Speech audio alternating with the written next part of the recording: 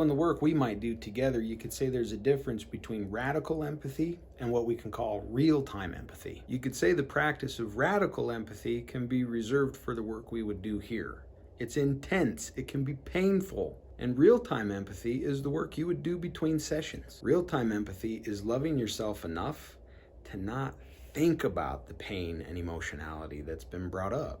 Because remember, the pain and emotionality that you experience now comes prepackaged with all sorts of thoughts. Thoughts you've already thought before, and thoughts that will only reinforce the pain that you're trying to figure out. So, the bulk of our work together, you could say, is centered on developing real-time empathy. And that's what we will do. We will establish or fortify already existing practices you have to allow yourself to let go of your thinkingness about your problems. The more you think about your problems, the more you think about your problems. And the more you think about your problems, the more you pinch yourself off from potential solutions. One of my favorite quotes by Albert Einstein is this: "I think 99 times and find nothing.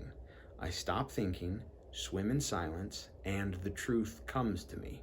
The truth simply can't come to you. Solutions simply can't come to you if you're focused on the problem. So instead of thinking about the problem and trying to sort it out, we do radical and real-time empathy. We get used to feeling the relief of letting go of all the thinkingness.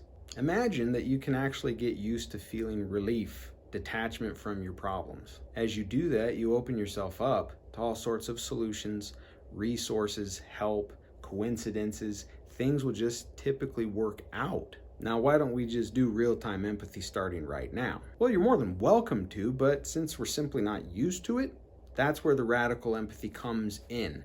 We really can bring our attention to what's going on underneath that has us reacting and reacting and reacting and staying stuck. As you learn and practice radical empathy, you will discover a joy, a love deep within yourself that can wrap itself around all your painful parts, all the parts that hurt.